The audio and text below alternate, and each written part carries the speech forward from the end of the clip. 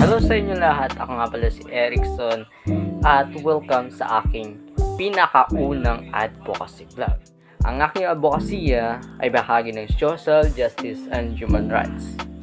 Ang aking focus ay ang ending homelessness o ang pagtulong na mabawasan at tuluyang wakasan ang kawalan ng ligtas at maayos na tirahan. So, bago tayo magpatuloy, papakilala ko muna ang aking sarili. Ako si Erickson, isang grade 12 student na kumukuha ng Technical Drafting and Animation sa Ilocos Norte College of Arts and Trades.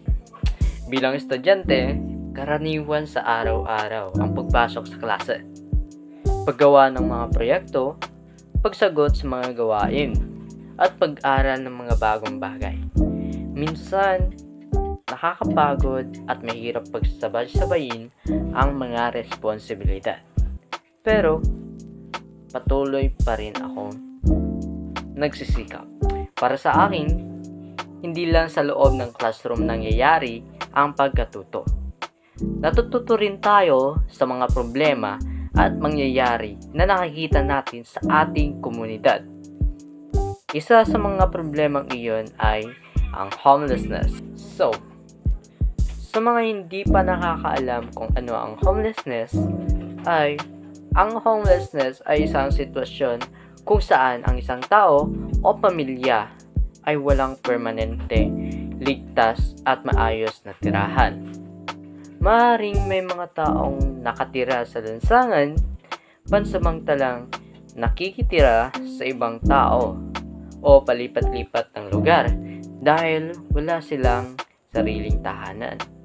Pero, ang homelessness ay hindi lang tungkol sa kawalan ng bahay. Kapag walang stable na tirahan ng isang tao, maaari ring mas mahirap para sa kanya ang pagkaaral, paghahanap ng trabaho, pagkuha ng serbisyong pangkalusugan, pagkain, at pagkakaroon ng ligtas na pamumuhay. Para sa akin, ang homelessness ay hindi lamang personal na problema. Isa rin itong problemang panlipunan na nangangailangan ng pag-unawa at pagkilos. Pangalawa, bakit ko pinili ang advokasiyang ito?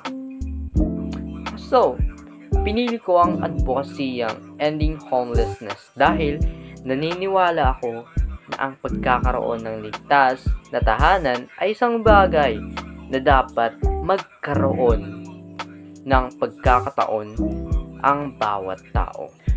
Maraming dahilan kung bakit maaaring makaranas ng homelessness ang isang tao. Maaaring dahil ito sa kahirapan, kawalan ng trabaho, kakulangan ng abot-kayang pabahay, problema sa pamilya, kalamidad o iba pang mahirap na sitwasyon. Minsan, kapag nakakakita tayo ng taong humihingi ng tulong sa kalsada, mabilis tayong nakakagawa ng sariling palagay tungkol sa kanila. Pero, hindi natin alam ang buong kwento at ang mga pinagdadaanan nila.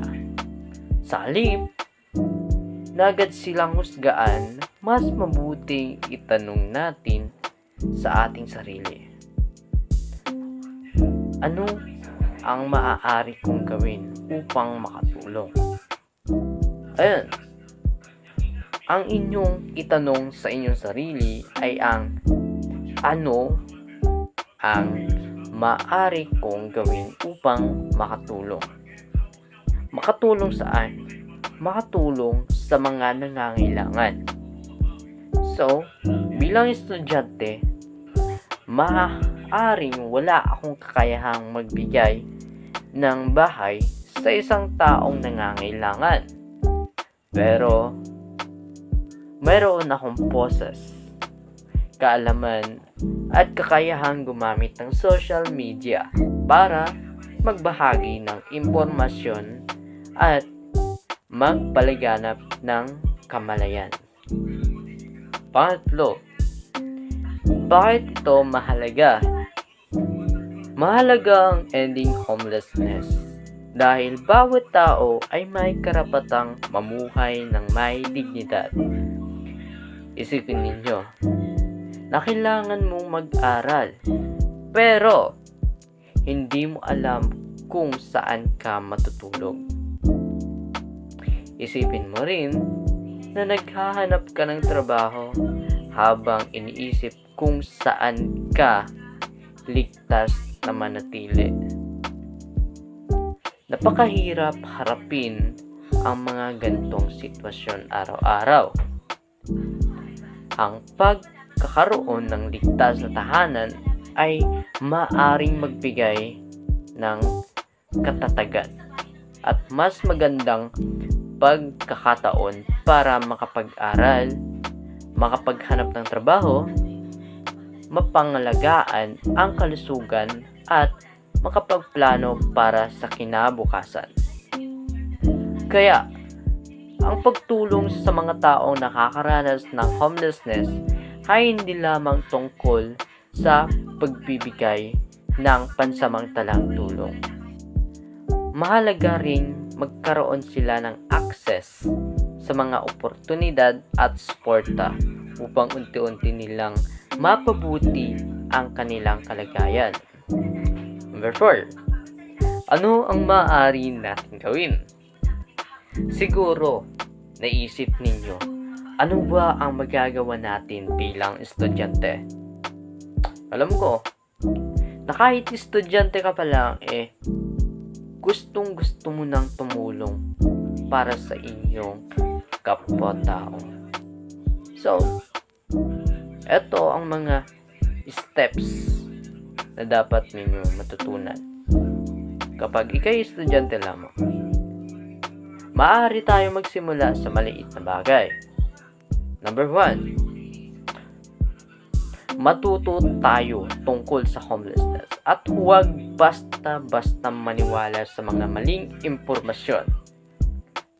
At pangalawa, tratuhin natin ng may respeto ang mga taong nakakaranas ng kawalan ng tirahan.